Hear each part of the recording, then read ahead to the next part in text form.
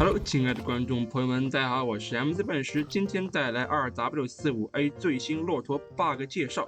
那么它可以让骆驼浮空在水面上。这边我们已经招出了我们可爱的骆驼。这边如何触发呢？我们找到一块悬崖，然后按住 Ctrl 冲刺，然后再按这空格键冲刺，冲到水中，然后自动下骆驼，你会发现骆驼浮空在了水面上。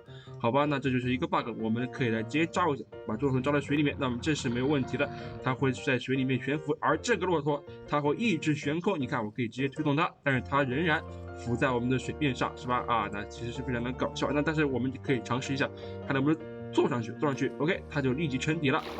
好，那我们今天的视频给大家介绍了我们骆驼浮水的 bug。那么成功的关键是要在骆驼冲刺的一瞬间落入水中，然后骆驼自然沉把人给甩下来，这样就可以形成骆驼浮空的假象了。